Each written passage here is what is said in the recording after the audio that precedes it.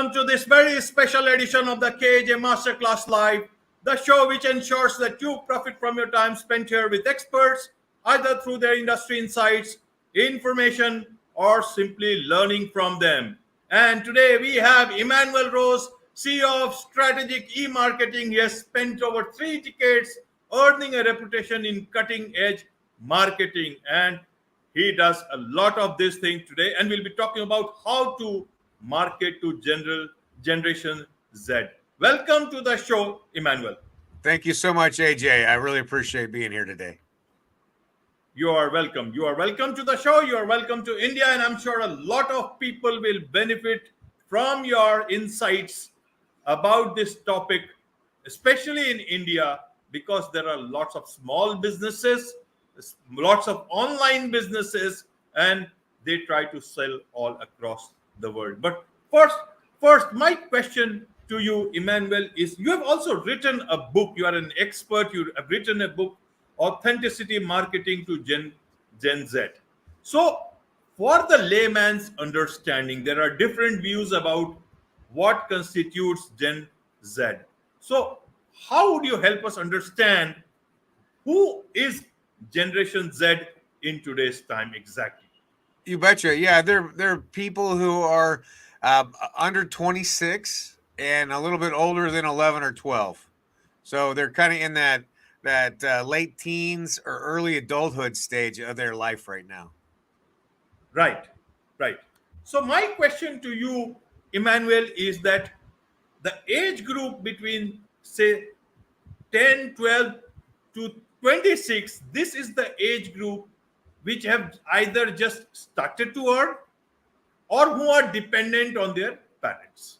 Sure. So why should marketers, businesses focus on this group when they don't have that paying capacity at that level? Sure. Yeah, there's really two reasons. One is that they are very influential in the way that the household spends its money, how mom and dad spend money.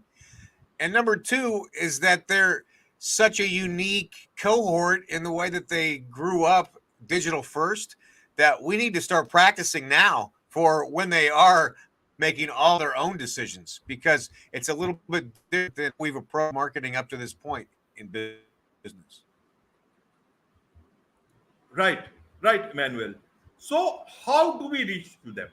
What is the best way for example, a small business which is offline, but also very dependent on online, because that's the way they want to. So how should they get started, especially when they do not have too much of a big budget in terms of spending on advertisement? So what is the best way a small business can think of marketing to the Generation Z? And in that, you can also add about the larger firms. But larger firms have still got so much of still other avenues in terms of budget and all. But small businesses, they need to make sure that they are spending every rupee or dollar in the best way possible. Absolutely. I'm in that same category myself. So the first thing is to be digital first in the way that you approach all your marketing. So your web presence, your maps, Google Maps, and those sorts of accounts have got to be optimized so they're very easy to find. And then to have social media focus so that the business owner is the primary influencer. We call it the social CEO, but the business owner is the primary influencer, and that it's very low cost to get on your iPhone and shoot a video every day and talk about what's going on with the business and what you're doing for your community and how your product is helping people. So those three things are the ways that a small business should be focused initially. Okay. And where can you find this young people? Is it especially if they are on social media, and then that is where you ask a lot of people to go to? Then there are many platforms, and some of the platforms which were big, very big, suddenly do not know which way to go. And there is a lot of, what I mean to say is that there is a lot of almost a confusion state, that you know the platforms are either changing their strategies very fast, or there are regulatory stuff coming on, for say example like TikTok in many countries. Then how does a small business work out in terms of reaching out to the young generation? Are there ways to, how do you first choose these platforms? How do you build your presence on these platforms, which are suddenly changing so fast, and you don't know whether all that effort will be, there for you, or suddenly something happens and these platforms are not there? And how do you also build a de-risking strategy in terms of, suppose anything happens to the predominant platform that you are, in terms of reaching out to these young people? Yeah, that's a great question about strategies there. And AJ, the truth of the matter is that there's always risk, and we know this as business owners. So we have to have multiple platforms that we're working on, uh, and and and take the time to build one piece of content that can be reformatted into the different platforms. For instance, a piece of video can be turned into a TikTok and a YouTube short. And then that way you're only having to create one piece of content, but still being able to get it on the multiple platforms. Um, you mentioned TikTok, and of course, right now that's the primary platform that's the most accessible to us. Also, Instagram an important platform for this cohort, this age group, and who knows what's next, right? Um, there's going to be a next platform, especially in the U.S. If TikTok becomes outlawed, there'll be something that will take its place. So the most important thing is that as a business owner or a marketing person for a small business, that you take the time to develop a content calendar and a process to develop content, and then figure out how to format it for each of the different social medias. And in terms of getting followers and maintaining followers, it is about value and about showing the value that your company brings to the end users that you're targeting. Also, this user generated content where you do the contests and promotions around rewarding your current customers to post on your behalf as well. That will also build and maintain your social media profiles.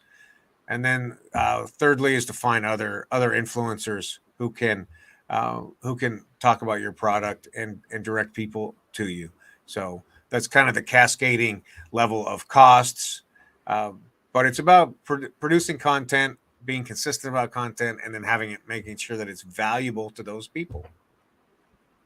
Right, right. Now, a lot of these young people, they are also using search engines like Google, and now Bing has also come into prominence. And a lot of, because AI is there, so a lot of people are using these services much more. Now, in terms of SEO, people say if you write good content, it will reach to a lot of people, and also perhaps the right target audience in terms of Generation Z. How should businesses look at the website, their own website, in terms of reaching to Generation Z? Should they just forget the website? Should they look at it equally in terms of other social media platforms? Should they look at it 50-50, or how does it work? How do you advise your clients, especially in these times when things are changing so fast? I think it's the website is still a critical piece of digital real estate. So you've got to own your own website, and you've got to be able to do e-commerce on that website, right? We got to be able to take money and describe your products. Uh, Optimizing that website so that it obviously is mobile friendly. That is number one, mission critical, and that it loads quickly. We only have 2 to 3 seconds to get anybody's attention. So those are mandates put onto us by the marketplace. And then to have a consistent consistent posting of content, blog posts, web pages, so that there's targeted keywords that Google then is seeing as valid, and then it also makes it easy for somebody to self-educate. So, first thing that this cohort does, like most of us, is go on online and get a referral from a friend, or see a social media ad, and then they go and research that product or service. So the website is still mission critical, and being able to take your payments on the website is also equally as critical. Right, right, Manuel. You talk of marketing mistakes that people make in terms of reaching out to Generation Z. So, what are these mistakes and how they can avoid it? Maybe this way they can understand actually the pitfalls of this and also lead to doing the right things the right way. Yeah, the first thing is can pretty much abandon email marketing to this cohort because they're not looking at email. So text messaging about special offers is going to be your best bet. Um, Making things too transactional or inauthentic, where they're not just buying goods and services, they want to have an experience, and so you've got to create these opportunities for them to not just buy your product, but to use your product with some instruction. So there's that to avoid as well, and then anything that is that feels like it's just a sales process. They're not interested in that. They've they've seen all the hustles. They've already experienced all that. So having a person like people to emulate like Kylie Jenner or Richard Branson, who are telling the stories of their companies and telling the stories of their products and using their products. That's what they're looking for is a real human being describing what they're getting from the product or service. Okay, so does that mean that almost every owner, small business, whoever is the prominent face there, they need to come out much more in front of Generation Z and talk about their products and services? Is that the future? Should they start learning more about video, even audio, and all that? How do you look at this change happening? Yeah, I'd say exactly that. That as a small business owner, you are um, you need to be the face of that business. You need to get very comfortable talking about the business on video, talking about not just the business, but the other employees or your family, whoever else is helping you in the business, the community activities that you're involved in as a business and as a person, and what's important to you, whether that's your religious groups or environment or saving the animals. That's an important psychographic trigger for this cohort, and so we've got to learn as a business owner to talk about all those things, and then to talk about the product. But it's who you are as a person is much more important to this group than what the product is that you're selling. And so to get comfortable on video and learning how to manage video and distribute video is a critical activity. Right, right, Manuel.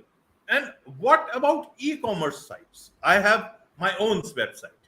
I also post on many websites my product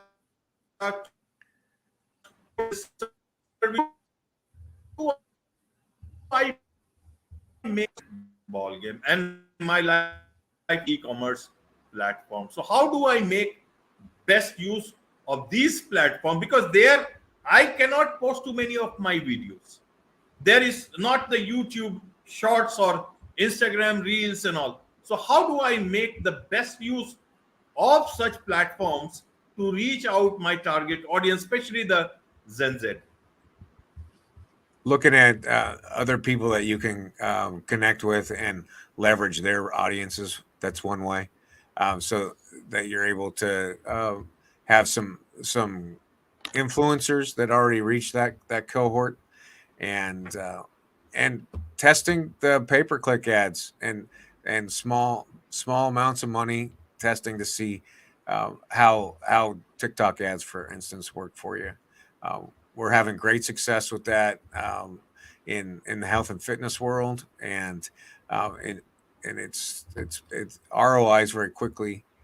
So it really is A, figure out how to develop the content, and then B, figure out how to distribute it. Your own channels are good, and then reaching out and finding companies that are brand advocates of yours and using your content on their channels. Right, right. What can people learn about this aspect from the book that is at the back of your back of yours, uh, you authenticity marketing to generation Z? Tell us about this book. What can one learn from that, especially owners? Who else is it targeted for? It's targeted for owners and marketing people who are responsible for marketing in a business. Um, Really, the biggest things that I go through in the book are around how to identify what your values are in the business, and how to then implement some values driven marketing, so that's always a part of your marketing campaign.